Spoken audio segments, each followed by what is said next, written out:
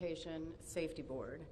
The National Transportation Safety Board is an independent federal agency that's charged by Congress with investigating every civil aviation and serious accident and serious incident in the United States and significant events in other modes of transportation.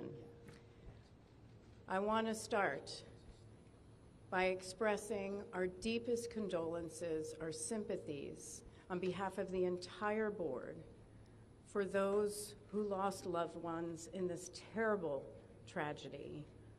Our thoughts, our prayers are with you. Entire communities were affected, and we are thinking of you.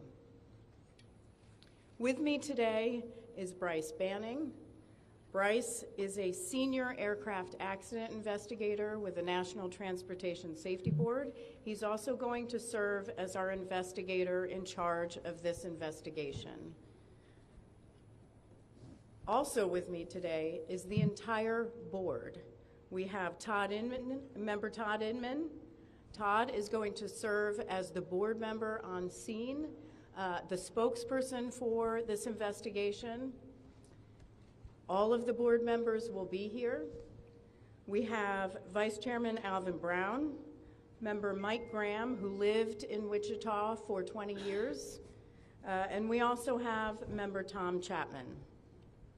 The NTSB's headquarters is just a mile from here, and so we are all here because this is an all-hands on-deck event, and we're here to assure the American people that we are going to leave no stone unturned in this investigation. We are going to conduct a thorough investigation of this entire tragedy, looking at the facts. Now, with that, I want to level set. When we go to the scene, and we were here last night, we allow the responders to do their important safety mission, which in this case was search and rescue and recovery. We stand back to allow them to do their important safety mission. And so this for us is our first full day on scene with our entire crew coming together. We have about nearly 50 people on scene, and in addition to our resources back at headquarters in our labs and throughout the agency. So with that said, we are not going to get into specific facts in this press conference. I want to level set here. We're going to get into our investigative process. As we are able to confirm factual information, we will provide that. I do want to say this is a whole of government effort. I was able to brief, along with others, the President of the United States and the Vice President this afternoon. I want to thank them for their leadership, for their tremendous support of the NTSB, for our investigators, and for the responders that are on scene doing an important mission. I also want to thank Secretary Sean Duffy, who I was communicating with early on after we first got word of this tragedy. We've been working together throughout the day, along with his team at the DOT and within FAA. I also want to thank Secretary Pete Hegseth, who was also integral in working with us today. Chris Rocheleau, the acting administrator of the Federal Aviation Administration. We've heard from many members of Congress on both sides of the aisle, and so I will say this is a tremendous, one more time, whole of government effort. I also want to take a moment and thank the many, many responders that have been on scene. It has been an incredible effort. And I will have a full list that I will provide, that we will provide tomorrow, but I do want to thank them for all their work. With that, I'm going to turn it over to Member Inman for additional remarks.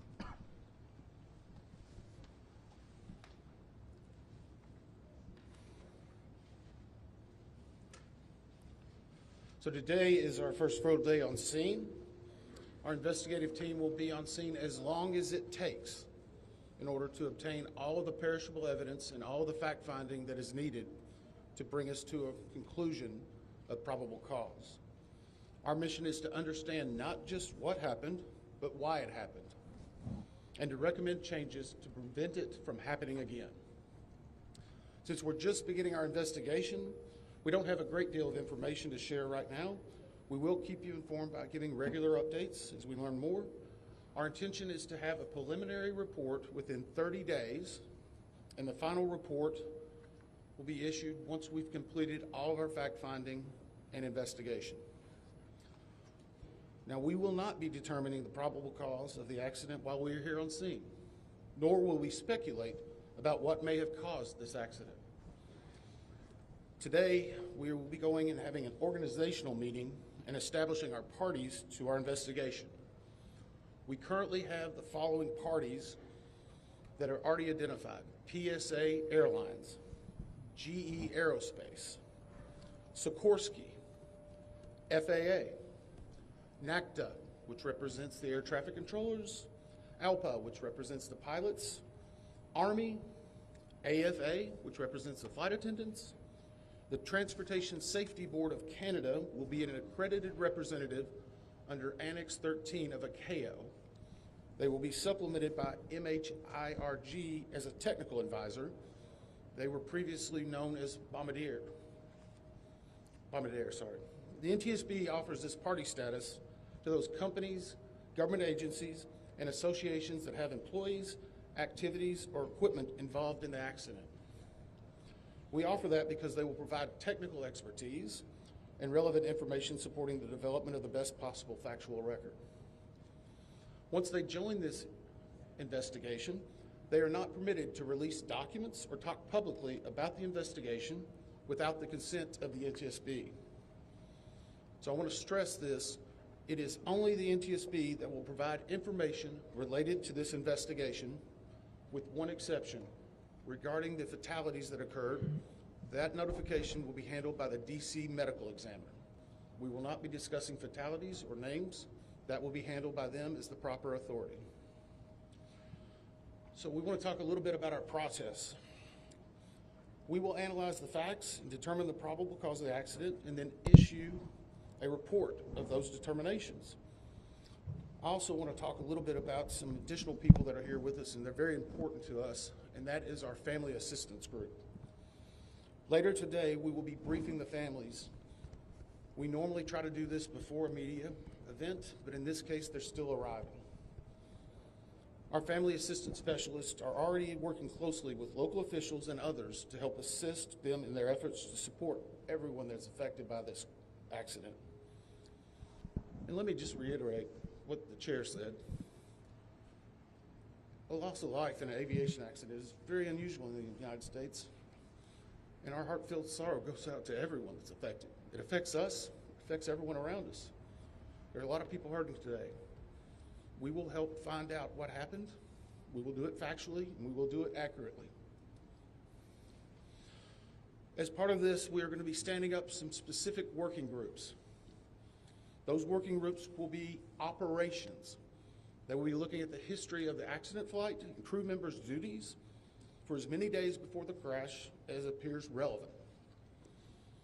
We'll be forming a structures group, which will be the documentation of the airframe wreckage and the accident scene, including calculation of impact angles to help determine the plane's pre-impact course and altitude. We'll have a power plants group. They will do the examination of the engines and the engine accessories. We'll have a systems group. They will study the components of the plane's hydraulic, electrical, pneumatic, and associated systems, together with the instruments and elements of the flight control system. We'll have an air traffic control group. They will do reconstruction and review of air traffic control systems provided to and including acquisition of pertinent flight track surveillance information, what you might typically think of as radar or ADSB, along with controller pilot communications. We will also have a survival factors group. They will be doing the documentation of impact, forces and injuries, community emergency planning, and all crash and fire rescue efforts. Also, due to the unique nature of this crash, we will be having a helicopter group as well. Lastly, we will have a human performance group, and this will not be its own group. It will actually be a part of the operations, air traffic control, and helicopter groups. They will study the crew performance and all before the accident factors that might be involved in human error, including fatigue, medication, medical histories, training, workload, equipment design, and work environment. Now we're going to take a few questions, but I will again stress, we don't have a lot of information now.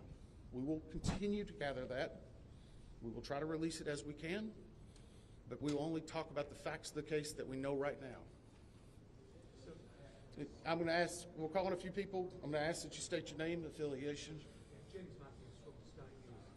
So we heard from President Trump today talking about DEI hiring policies within the FAA and associating that with the cause of this accident. What do you say to that? Well, unfortunately, I didn't hear the remarks. I was briefing House and Senate members, but I believe, Chair, would you like to take that? As part of any investigation, we look at the human, the machine, and the environment. So we will look at all the humans that were involved in this accident.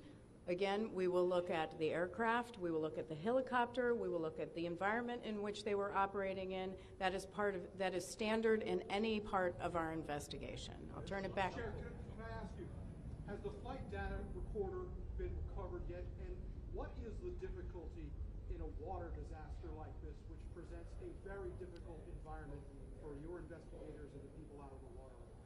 Well, the question was on the flight data recorders. And we have not recovered the flight data recorders yet. We know they're there. They are underwater. This is not unusual for the NTSB. We have many times recovered flight data recorders in water. We have our lab right here that is about a mile from the NTSB, so it's not unusual. And once we get those, we'll be able to get those read and information from them to be able to provide further information to you. I'm going to turn it back over to Member Inman. Hey there, Sir. Tyler Henry with CBS News. Earlier today, Defense Secretary Pete Hegseth said a mistake was made last night. Based off of you all's initial investigations and preliminary findings, have you all been able to tell whether this was human error or mechanical failure? The question was, is there been human error or mechanical failure? We don't know what we know just yet. We do not know enough facts to be able to rule in or out human factor, mechanical factors. That is part of the NTSB investigative process and where all of these groups will come together. It's one of the reasons why the NTSB is known as the gold standard. We will take the time that's necessary, but I'd also like to reiterate, if we find something that is a significant issue that warrants immediate action, we will not hesitate to make those recommendations and make them public. We have a good track record on that, and we want to continue doing so. Sir. Hello, Sir. Tom Costello with NBC News.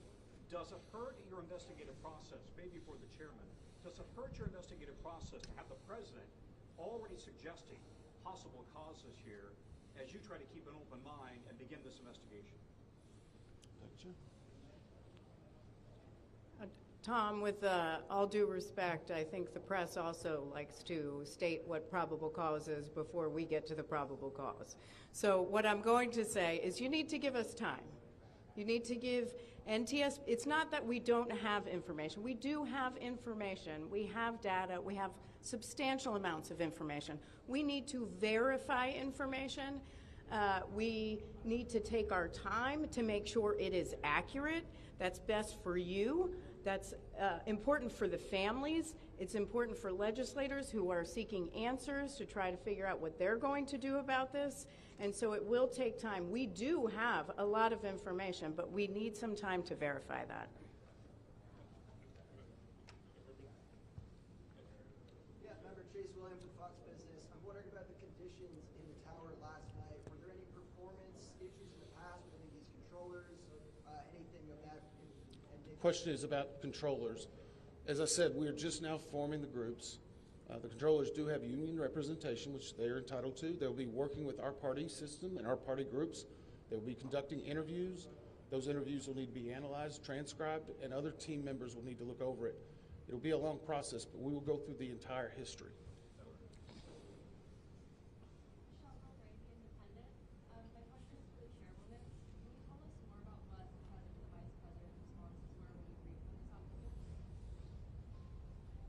Sure. So the question was about my briefing for the president and the vice president.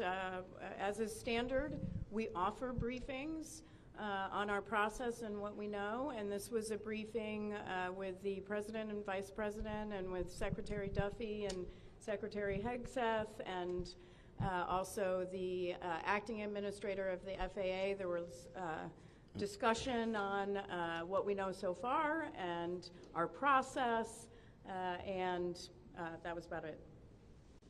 Madam Chairwoman, Stephanie Ramos with ABC News. Similar to Tom Costello's question, the President has stated what may have caused the crash, stating common sense. Does that affect your progress at all at this early stage?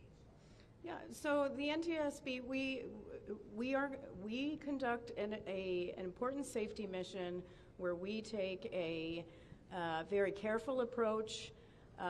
I'm sorry, the question was on speculating during investigations, which is we often hear about.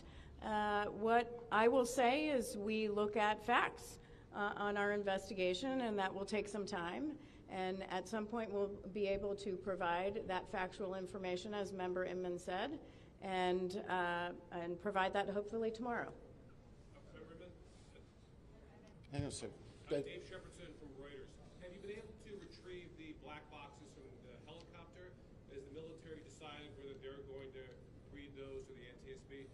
And what about the ATC tapes? Have you guys been up? So the question was about black boxes, which are referred to as black boxes, which are typically orange.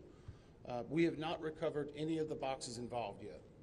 We feel comfortable and confident that we will be able to. Right now, recovery of life is probably the most important in those that were involved. I mean, there are still ongoing recovery efforts involving the fatalities involved, along with some debris is coming out as well. We will make sure that that perishable evidence is maintained. We have a great process for that. We will probably have more than one black box, so to speak. It's our understanding that the Sikorsky helicopter is equipped with some form of recording devices, and those will be read either by the DoD or by us. We have a good starting relationship with them, and we've already made agreements in order to be able to do that. So I feel comfortable in what we're going to be doing. The other question was about air traffic control. We received a very large package of information from the FAA at about 3 a.m., I believe, this morning. That is still being reviewed and analyzed. I would say there's a lot more information that usually comes in that than what you may find online and people might speculate about. And that is part of that overall process where we take the time to get the information correct and to make sure all the parties are engaged and involved and can fact check that information. One. Gabe Cohen from CNN. Can you tell me if the NTSB has reviewed this FAA internal report that has been cited by the New York Times indicating that the controller that was on duty at the time of the crash was doing a job that's usually done by two people? We have not reviewed any specific reports about the controllers at this time, at least from the leadership team. Our investigators are continuing to pull all that information. Their personnel records, their files, where they were at, whether they were fatigued, all that information will be part of that investigative process. But right now we can't speculate on anything that may have been reported in the media until we get the opportunity to validate and understand how it impacts the investigation. We're going to take just a few more questions. Sir?